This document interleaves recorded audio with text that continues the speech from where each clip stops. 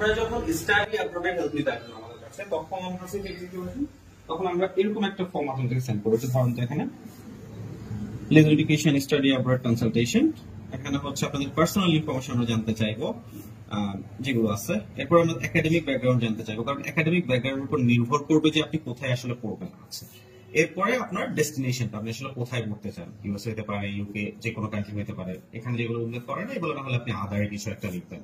And then আপনি আসলে কিসে পড়তে চান, অনেকে আন্ডার গ্রেডে পড়তে চায়, ব্যাচেলর পড়তে চায়, অনেকে আন্ডার গ্রেড শেষ পোস্ট গ্রাজুয়েট পড়তে চায়, বা যেখানে আপনি পড়তে চান। এরপর আপনার কোন কোর্সে আসলে আপনি পড়তে চান, এই জিনিসগুলো আমরা সবকিছু জানবো, আপনি আইএলটিএস করেছেন কিনা। এন্ড দেন এটা খুব একটা ইম্পর্টেন্ট একটা ইস্যু, ফিনান্সিয়াল ইনফরমেশন। কারণ ফিনান্সিয়াল ইনফরমেশন সবার তো আর আর্থিক অবস্থা সেম থাকে না, অনেকে অনেক টাকা থাকে, অনেকের টাকা থাকে না।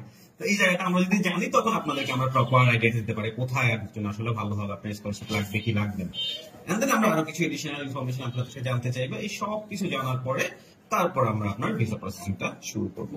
তো আপনি যখন আসবেন এরকম একটা ফর্মই আপনাকে দেওয়া হবে, নিবল গেট দেওয়া হবে।